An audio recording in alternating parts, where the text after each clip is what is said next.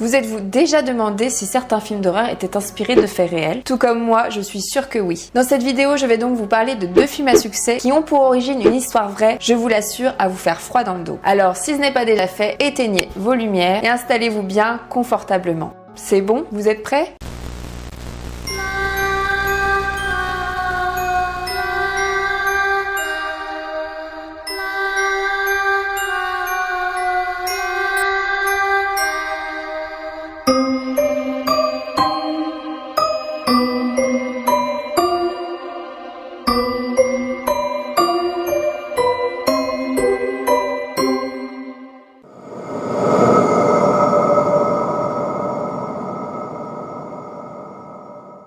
Je vais commencer par vous parler du film multi-récompensé, le plus rentable de toute l'histoire du cinéma d'horreur. Il a marqué les esprits et est devenu un classique du genre. Il s'agit bien évidemment du célèbre film L'Exorciste. Ce film culte sorti en 1973 est adapté d'un roman à succès écrit par William Peter Blatty, qui en est devenu d'ailleurs par la suite le scénariste. L'Exorciste est inspiré de 2 histoires vraies que je vais vous raconter d'ici quelques minutes. Mais avant cela, un petit récapitulatif s'impose, histoire de se remettre un peu dans le contexte. L'histoire se passe donc à Washington. Une actrice de télévision s'inquiète pour sa fille Regan, âgée de 14 ans. En effet, celle-ci se met à changer progressivement et de manière assez particulière. Elle est victime de violents spasmes et d'étranges symptômes inexpliqués s'emparent de plus en plus souvent d'elle. La jeune fille semble possédée par une force paranormale et démoniaque. Sous les conseils des médecins impuissants et ne sachant plus quoi faire, la maman de Regan décide de faire appel à 2 exorcistes. S'ensuit alors des séances d'exorcisme très spectaculaires où les 2 prêtres tentent tant bien que mal de faire fuir le démon du corps de la jeune fille. Les scènes et les effets spéciaux étaient tellement réalistes qu'après avoir vu le film, certains spectateurs ont été perturbés au point de vomir et de s'évanouir dans la salle de cinéma. Il faut dire que pour l'époque, le film était assez traumatisant. Ah oui, j'ai aussi lu une anecdote à ce sujet, assez rigolote, écoutez bien. Une spectatrice se serait évanouie pendant le film et dans sa chute se serait cassée la mâchoire. Suite à ça, elle aurait tenu responsable les studios de l'incident, allant même jusqu'à porter plainte contre eux. Le pire dans tout ça, c'est qu'en plus, elle gagna son procès. Le réalisateur évoque 2 cas de possession officiellement reconnus par l'Église catholique. Ils ont eu lieu aux États-Unis à la même époque que la préparation du film. Le cas principal fut celui se déroulant en 1949 près de Washington, celui d'un garçon de 13 ans victime d'étranges phénomènes. Ceci se serait produit à la suite de séances de spiritisme. Sa tante l'aurait initié à cette pratique et serait décédée peu de temps après. Mais cet événement n'empêcha pas le jeune garçon de continuer à invoquer les esprits. Bien au contraire. Il se servit à nouveau plusieurs fois de la planche Ouija pour communiquer avec sa grand-mère défunte. C'est suite à cela que des troubles paranormaux se manifestèrent. Bruits sourds et grattements derrière les murs de sa maison, griffures apparaissant sur son matelas, couverture déchirée, lit qui se met à vibrer. Tableau du Christ ne cessant de battre contre le mur, comportement anormal du garçon qui s'empira à mesure que les phénomènes s'intensifièrent. Il devint de plus en plus nerveux, violent, voire hystérique avec son entourage. Des marques commenceront à apparaître sur son corps, échymoses, égratignures, griffures, et il sera parfois pris de violents spasmes et de convulsions. Ces événements effroyables et inexpliqués vont être rapidement considérés comme des possessions démoniaques. L'enfant sera amené à Saint-Louis, un lieu de culte mené par des jésuites, dans lequel il subira plusieurs semaines d'exorcisme initiés par 2 prêtres. Durant ces séances d'exorcisme, en tout il va y en avoir 11, rien que ça, le garçon exprime une aversion extrême contre le sacré. Dès que les prêtres brandissent le crucifix en sa direction, celui-ci réagit violemment leur crachant dessus. Il maudira aussi son père, urinera sur lui-même, vociféra en latin et se mettra à léviter au-dessus de son lit, doté d'une force surnaturelle. Devant tant de dangers et de menaces, un 3e prêtre leur viendra en aide. Le diocèse demandera aussi à ce qu'un journal de bord soit tenu et qu'il lui soit communiqué quotidiennement. Les faits décrits dans ce journal auraient servi de base aux scènes d'horreur du film. Le 3e prêtre révélera avoir vu le mot enfer apparaître comme scarification sur le torse nu du jeune garçon, ainsi que s'être fait casser le nez par celui-ci. Après un mois passé là-bas et après s'être fait baptiser, le diable quitta enfin le corps du garçon. Le romancier lira le témoignage des 3 exorcistes et en fera une fiction en romançant et en changeant quelques détails de l'histoire. Par exemple, il remplaça le garçon possédé par une fille. Le réalisateur, quant à lui, a pu parler directement avec une tante de l'adolescent qui lui relata des détails qui n'étaient même pas présents dans le livre de Blatty, mais dont certains seront intégrés dans le film, comme ceux des meubles attaquant les personnages.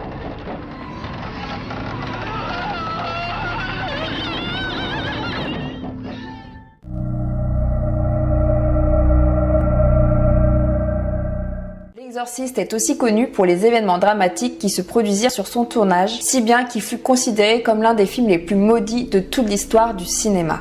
En effet, toute une série de catastrophes arrivèrent tout au long de celui-ci. Le tournage a duré plus de 11 mois et pas moins de 9 personnes ont perdu la vie au sein de l'équipe ou de leurs proches. Le plus connu étant l'acteur John McGowan, décédé peu de temps après avoir mis en boîte ses scènes. De nombreux incidents et de nombreuses blessures sont également survenus sur le plateau. Le premier drame fut l'accident du fils de Jason Miller, l'interprète du père Karras, âgé seulement de 5 ans. Il fut percuté par une moto alors qu'il se promenait sur une plage. Le début du tournage dut être interrompu quelque temps pour que l'acteur puisse passer du temps avec son enfant convalescent. Après cet événement dramatique, un prêtre est venu bénir plusieurs fois l'équipe et le plateau du tournage, ce qui n'empêcha pas pour autant d'autres problèmes d'arriver par la suite. La comédienne qui incarnait la maman de Regan, la jeune fille possédée, se blessa gravement au dos à la suite d'une mauvaise chute lors de la scène de mutilation au crucifix se prenant les pieds dans les câbles. Selon la rumeur, le réalisateur aurait poussé certains de ses comédiens à bout pour rendre certaines scènes plus réalistes. L'actrice serait donc tombée après que le réalisateur ait tiré de véritables coups de feu pour rendre plus crédible la peur qu'elle devait jouer. Il est aussi dit, attention petit spoil, que le passage où d'ailleurs donne les derniers sacrements au père Karras, alors mourant au bas des escaliers, a valu de nombreuses prises. N'étant pas du tout comédien, le révérend William O'Malley ne parvenait pas à feindre la tristesse à l'image. Finalement, le réalisateur, pour le moins sadique, a eu l'idée de le gifler et de le pousser pour qu'il tombe à genoux sans le prévenir, le jésuite ayant par la suite fondu en larmes. Le réalisateur en aurait alors profité pour filmer à nouveau la scène. Il y a eu aussi plusieurs techniciens de blessés. L'un s'est coupé le doigt, l'un a perdu son pied et un autre est mort. Il y a eu aussi le cas du concierge de l'un des studios tué par balle après la fin du tournage. Les morts et les blessés ne furent d'ailleurs pas les seuls à se mettre en travers du bon déroulé de la production. Un incendie se déclara mystérieusement sur le plateau, retardant la sortie du film de 2 mois. D'autres rumeurs non prouvées circulent aussi sur l'Exorciste,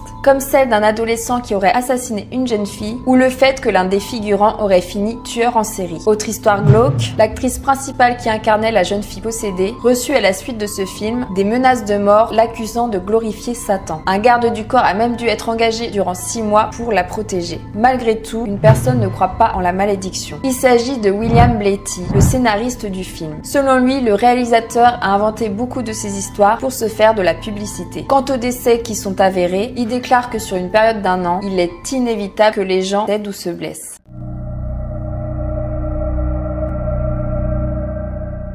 Tout comme le film L'Exorciste, le film Amityville est inspiré d'un livre écrit par Jay Henson, lui-même tiré d'une histoire vraie et inspiré par des témoignages pour le moins troublants. Les témoignages sont ceux de la famille Lutz. Celle-ci connut de prétendues expériences paranormales après avoir acheté une maison où un terrible drame familial se serait produit, celui de la famille DeFeo. En 1965, la famille DeFeo décide d'emménager dans une ancienne demeure bâtie en 1928, située dans la petite ville côtière d'Amityville, aux États-Unis. Les propriétaires parents de 5 enfants baptisent la maison High Hopes, ce qui se traduit par Grande Espérance. Ronald et Louise DeFeo avaient 5 enfants. Le père de famille était violent et les maltraitait. Ronald, le fils aîné de 23 ans, accumulait les petits jobs. Il ne parvenait pas à trouver un emploi stable et ne gagnait pas bien sa vie. Ses parents décidèrent alors de le laisser vivre dans leur maison et de lui donner un peu d'argent pour qu'il puisse subvenir à ses besoins. Mais celui-ci, terriblement mal dans sa peau, le dilapidait en drogue et en alcool. Tout comme son géniteur, il se mit ensuite à adopter un comportement violent et destructeur. Mais un jour, la situation dégénère. Le père de famille se dispute violemment avec sa fille Dawn, âgée de 18 ans. Pour la défendre, son grand frère Ronald, empli de haine, prit le fusil de son père et voulut lui tirer dessus. Mais au moment où il tira, le fusil s'enraya. Après cet événement, la famille devint très croyante et accrocha des crucifix partout dans la maison. Ronnie fut exorcisé ainsi que sa famille, pensant que le mal les avait emparés.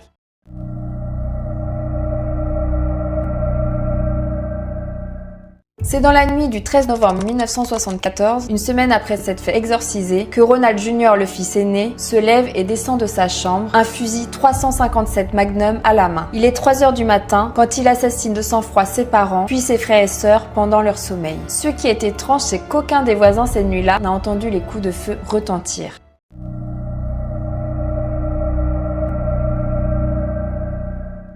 Le lendemain à 18h35, la police reçoit l'appel téléphonique d'un homme. Celui-ci les appelle pour les prévenir qu'un jeune homme affolé est entré dans un bar, criant que toute sa famille avait été tuée. Il raconte qu'il s'est ensuite rendu sur les lieux du carnage avec d'autres personnes et qu'ils y ont en effet découvert les cadavres de toute la famille. 10 minutes plus tard, la police se rend sur place et y constate bien le meurtre des DeFeo. Chaque membre de la famille est retrouvé dans son lit respectif, décédé d'une balle dans la tête. Ronald DeFeo affirme avoir passé la nuit chez lui et avoir quitté la maison vers 4h du matin pour aller travailler. Il prétend avoir essayé de joindre plusieurs fois ses parents par téléphone lors de sa journée de travail. Au fur et à mesure des interrogatoires, les doutes des policiers et les contradictions du fils aîné amènent les inspecteurs à le considérer comme suspect. Finalement, après plusieurs heures de garde à vue, Ronald avouera les crimes.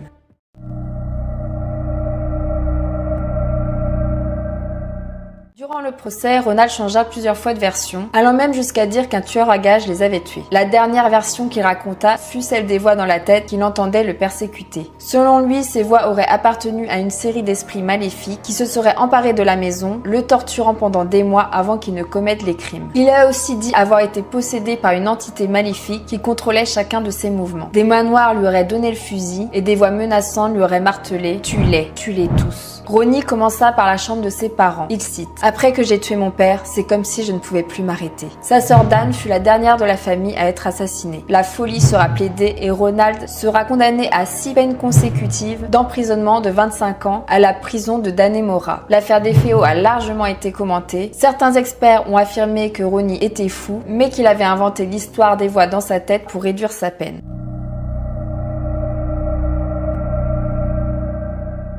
Il a été noté que la chemise de nuit de la sœur de Ronald, Dawn Fedeo, avait des traces de poudre non brûlée. Ces traces sont caractéristiques d'un coup de feu, non en tant que victime mais en tant que tireur. Il est alors probable que Dawn ait tiré avec le fusil ou qu'elle se soit simplement trouvée à proximité lors du tir, comme l'a fait remarquer un expert en balistique. Ce détail, pourtant laissé de côté par les forces de l'ordre, a considérablement changé le cours de toute cette affaire. Quoi qu'il en soit, Ronald n'a peut-être pas commis ces meurtres seul, et le légiste affirmera cette hypothèse en expliquant dans son rapport que 3 personnes sont à l'origine de ces crimes. À ce jour, la fameuse chemise de nuit de Dawn n'a toujours pas été analysée comme un indice important. Et lorsque le criminologue et auteur Christopher Beredy, qui s'est entretenu avec Ronald DeFeo, pose la question à l'inspecteur responsable, à ce sujet, ce dernier lui répond « Aucune chance, ces trucs ne seront jamais réexaminés, on s'en assurera. » Quand il dit « ces trucs », il s'agit de la chemise de nuit de Dawn, un sac de cartouches, 3 têtes d'oreiller, un oreiller taché de sang et les habits de Ronald. D'après Ronald, ses habits seraient maculés de son propre sang, venant des interrogatoires musclés qu'il a subis au commissariat. Concernant ces nouveaux indices, une nouvelle hypothèse vit le jour. C'est Dan qui se serait levée pour tuer toute sa famille. Après ça, elle serait ensuite venue voir son frère Donald dans sa chambre pour lui donner le fusil avant de retourner dans la sienne. Ronnie serait ensuite venue la voir peu de temps après et lui aurait tiré une balle dans la tête. Mais si une troisième personne serait bien à l'origine de ces massacres, comme le pense l'expert légiste, de qui d'autre pourrait-il s'agir ?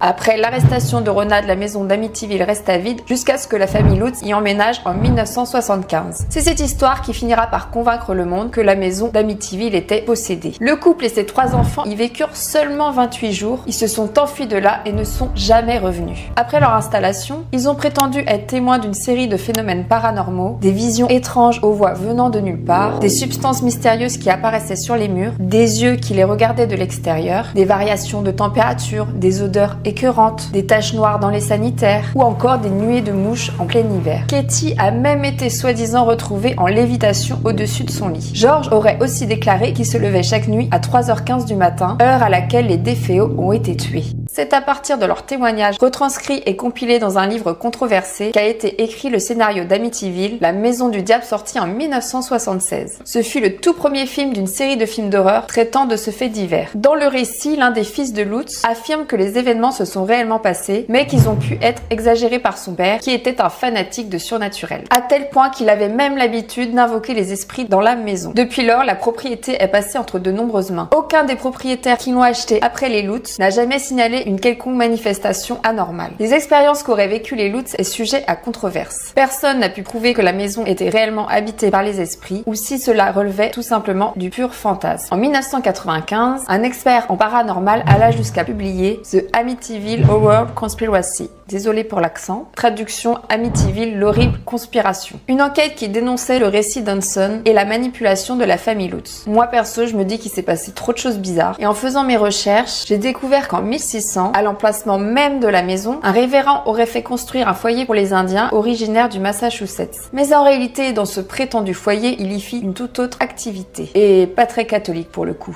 Il torturait à mort les Indiens et jetait ensuite leurs cadavres dans le lac. Suite à ça, le révérend fut accusé de magie noire ainsi que de sorcellerie et fut chassé de Salem. Il finira par se suicider dans sa cave en se tranchant la gorge et hanta les lieux à jamais. Le terrain devint ensuite un cimetière pour les Indiens. Puis en 1909, des pluies torrentielles se seraient abattues sur la petite ville d'Amityville. Pluies qui auraient permis de découvrir les restes des Indiens. Malheureusement, le crâne d'un des chefs indiens fut brisé et l'on raconta que leurs esprits hantèrent les lieux à tout jamais. Sacrée genèse quand même. Il y a un passé très lourd derrière ce lieu. Hanté, pas hanté, j'aimerais connaître vos avis. Et si vous avez aimé cette première vidéo, n'hésitez pas à liker, à partager, c'est toujours encourageant. Si vous voulez d'autres vidéos de ce style, n'hésitez pas à vous abonner à la chaîne et à activer la petite cloche des notifications pour voir les prochaines publications. Si c'est fait, je vous retrouve donc la semaine prochaine pour la deuxième partie de ces films inspirés de faits réels que je prépare en ce moment même. J'espère vous voir au rendez-vous mes petits démons.